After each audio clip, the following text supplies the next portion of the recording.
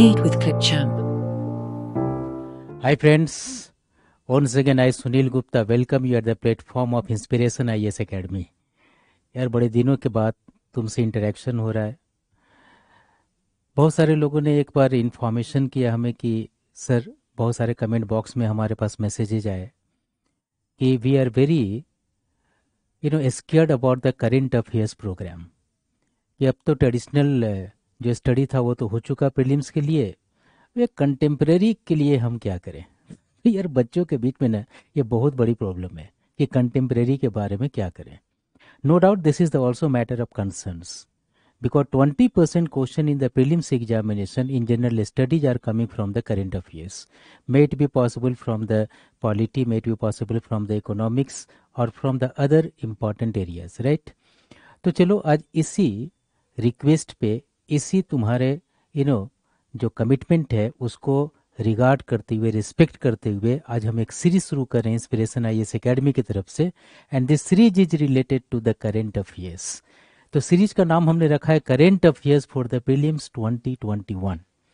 बच्चे देखो, पर्पस ये है कि तुम पूरी तरह से ट्रेंड होकर के वहां पे जाओ और कोई भी क्वेश्चन छूटना नहीं चाहिए। 20% करेंट अफेयर्स को पूरी तरह से एक्सेल करो, राइट? तो ये सीरीज चलेगा, बीच बीच में हम टॉपिक वाइज डिस्कशन करते रहेंगे। तो आओ शुरू करते हैं। आज का टॉपिक है करेंट अफेयर्स का, and this is related to the supreme court verdict on cooperative society.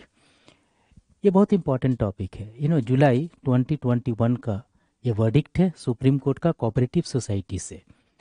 इसका लेना देना इंडियन पॉलिटी एंड गवर्नेंस के पोर्शन से है इन जनरल स्टडीज में, और इसका तुम लिंक करोगे कॉन्स्टिट्यूशनल कॉन्टेक्स्ट से under part 4 of the constitution of India.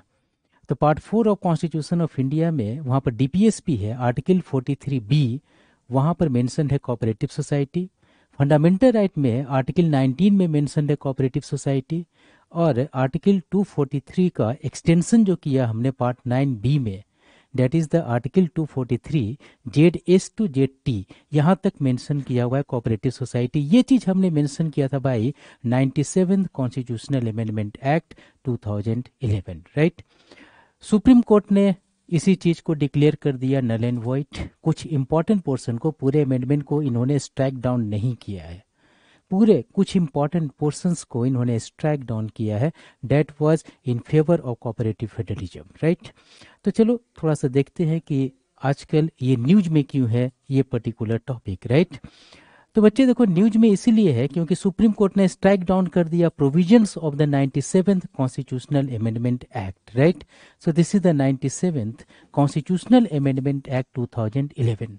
तो पहले तो इंपॉर्टेंट क्वेश्चन यही बनता है प्रीलिम्स में कि 97th कॉन्स्टिट्यूशनल अमेंडमेंट एक्ट 2011 है क्या?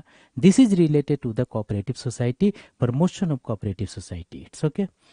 अब देखते हैं, थोड़ा सा ना इवोल्यूशन में चलेंगे इसको, बिकॉज इवोल्यूशन से क्वेश्चंस आ सकते हैं प्रीलिम्स एग्जामिनेशन में।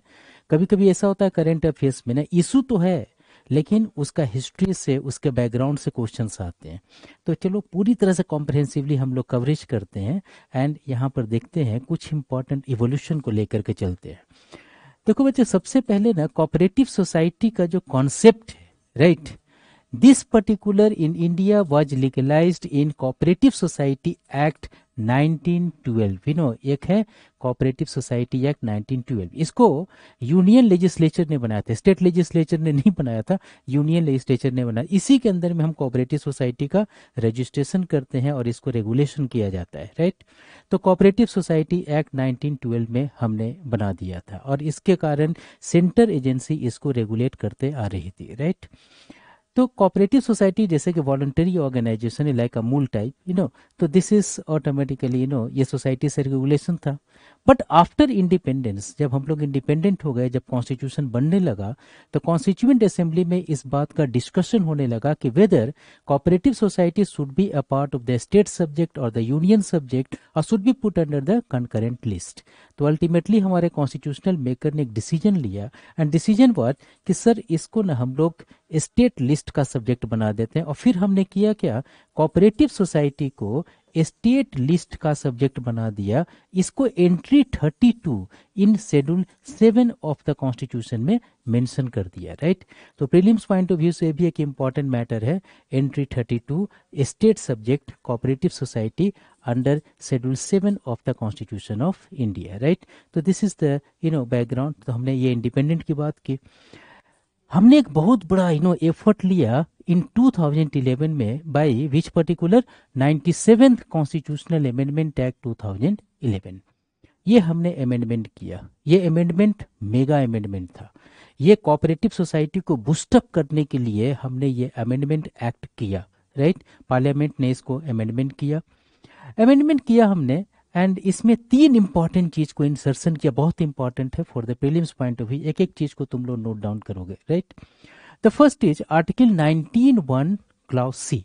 पहले लिखा हुआ था कि this is the fundamental right. Fundamental right हमारा है freedom of the speech and expression, fundamental right है। उसी तरह से 1C में लिखा हुआ है कि freedom of formation of association और यूनियन। इसमें हमने एक और चीज जोड़ा, और कोऑपरेटिव सोसाइटी, राइट। यानी कि formation of cooperative society has become a part of the fundamental right. आप किसी को कोऑपरेटिव सोसाइटी से बनने से नहीं रोक सकते। अगर रोकते हैं then and there after supreme court will come forward in order to protect the fundamental right. अब गारंटेड राइट हो गया formation of the cooperative society. Second important हमने काम किया आर्टिकल 243 को 243(s) to 243(zt).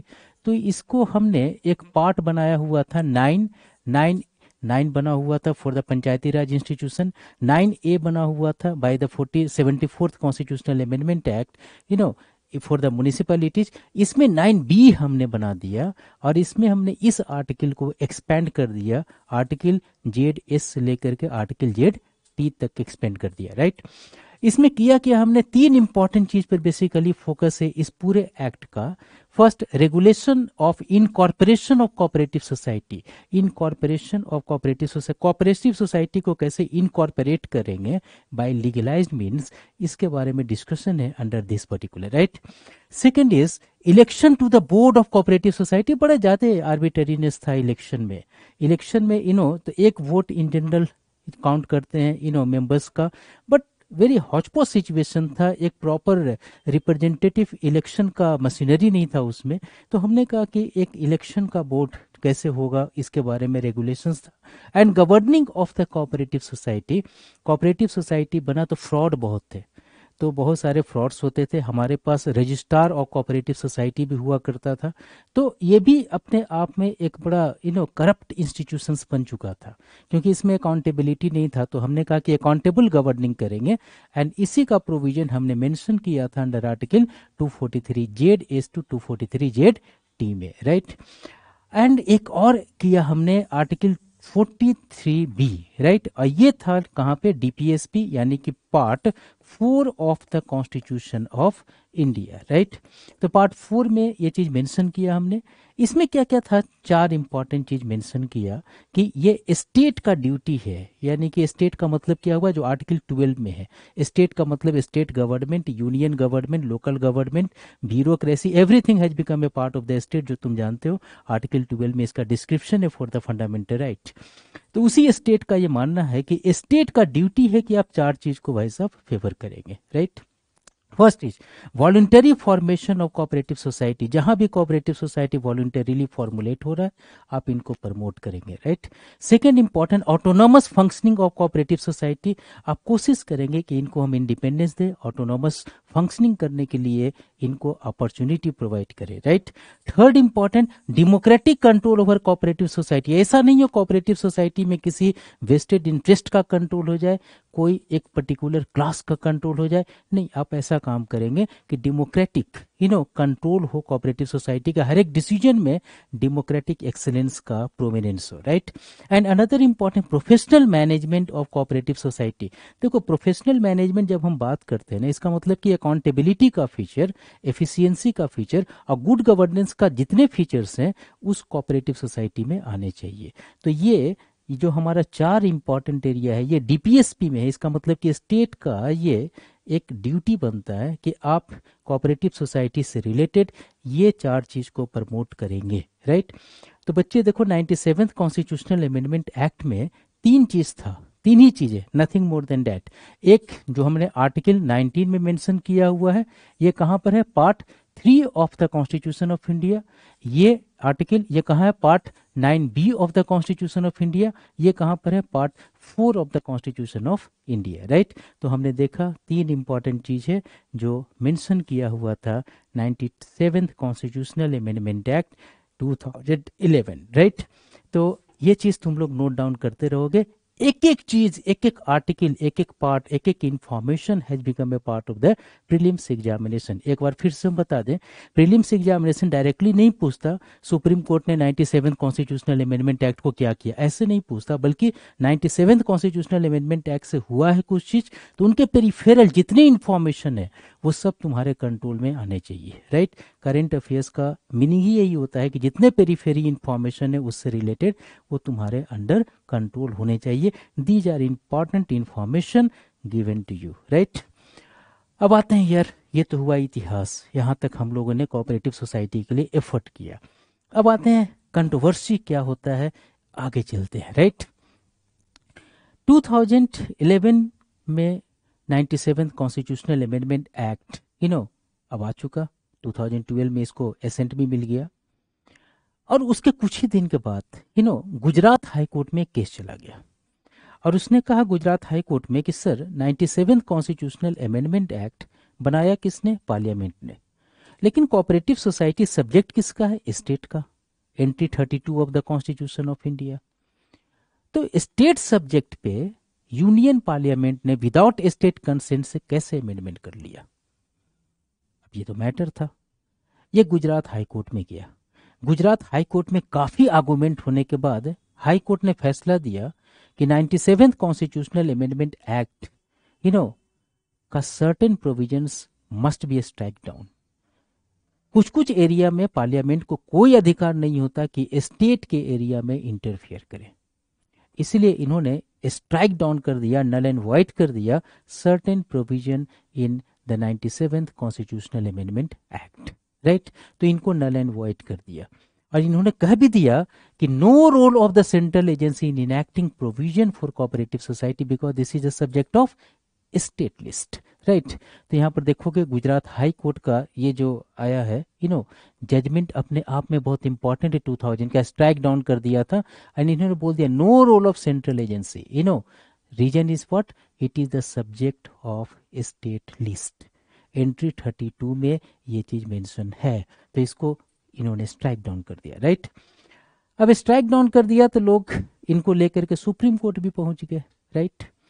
नाउ अब हुआ ये कि अभी हाल फिलहाल में यूनियन होम मिनिस्टर, तो वेरी वेल अमित शाह जी हैं, इन्होंने एक डिसीजन लिया कि मैं मिनिस्ट्री ऑफ कॉपरेशन बनाऊंगा, कोऑपरेटिव सोसाइटी के लिए रेगुलेट करने के लिए मैं मिनिस्ट्री बनाऊंगा।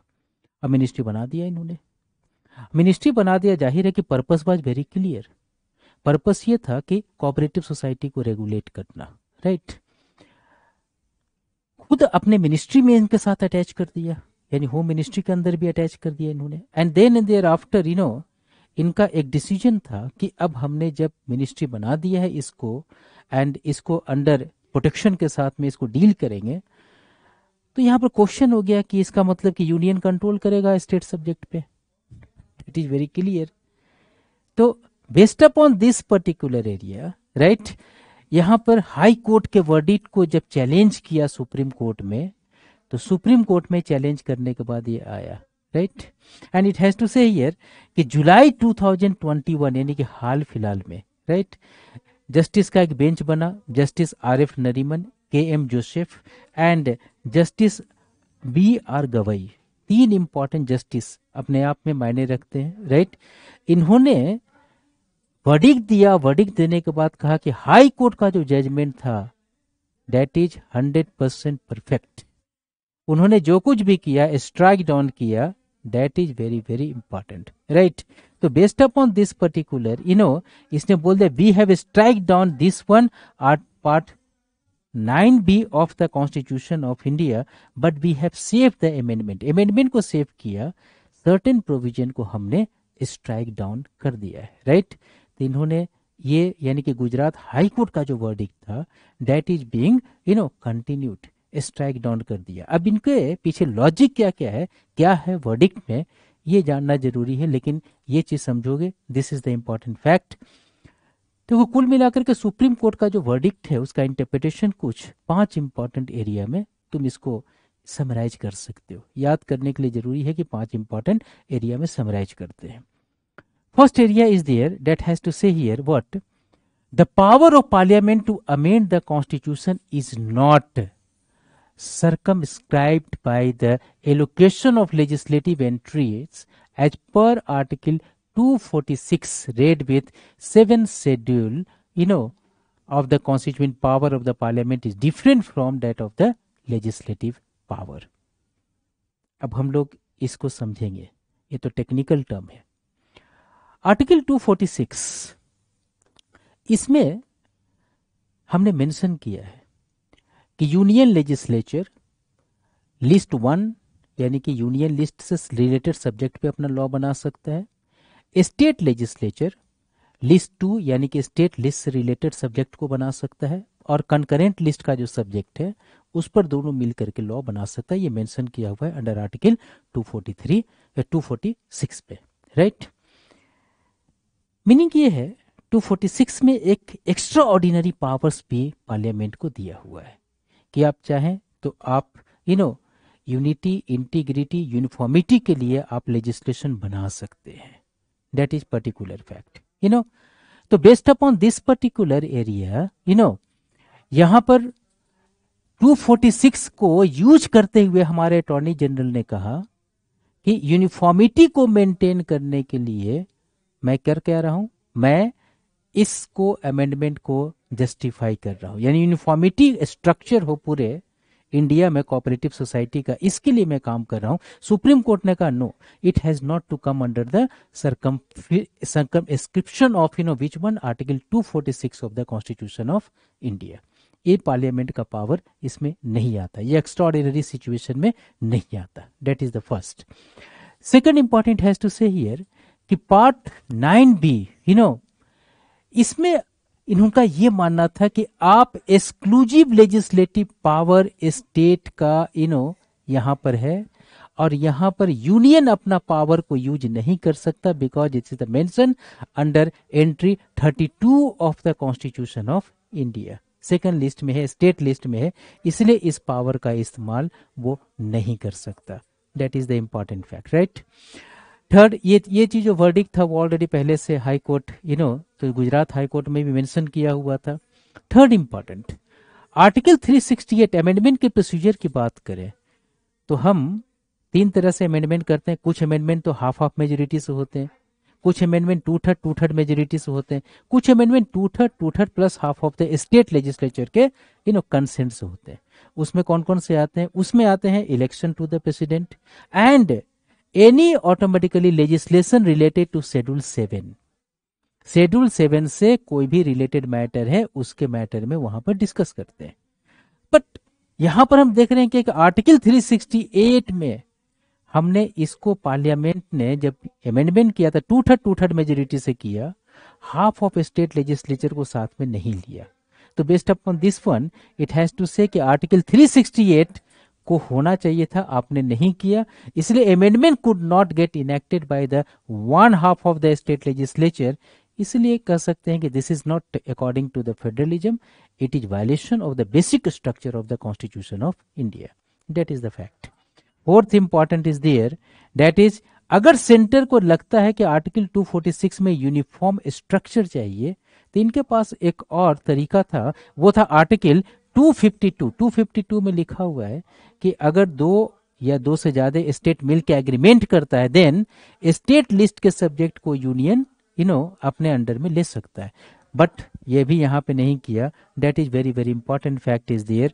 This is and the fifth important, union parliament can make the legislation upon multi state cooperative society. तो इसका मतलब ये हुआ मल्टी स्टेट कोऑपरेटिव सोसाइटी में यूनियन लॉ बना सकता है, बाकी कोऑपरेटिव सोसाइटी में यूनियन नहीं लॉ बना सकता है, राइट।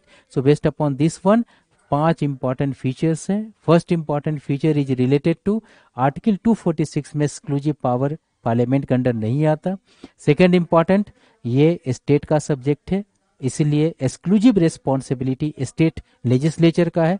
आर्टिकल 368 को आपने पूरी तरह से जस्टिफाई नहीं किया। अनदर इंपॉर्टेंट, अगर चाहते तो 252 के थ्रू जाते, लेकिन आपने ये काम नहीं किया। And multi state cooperative society, because ये इंटर स्टेट की बात है, 2 या 2 से ज़्यादा स्टेट की बात है, तो यहाँ पर आप लॉ बना सकते हैं, राइट। तो मल्टी स्टेट को छोड़ करके आप लॉ नहीं बना सकते, राइट। तो ये है particular verdict of the supreme court here, right.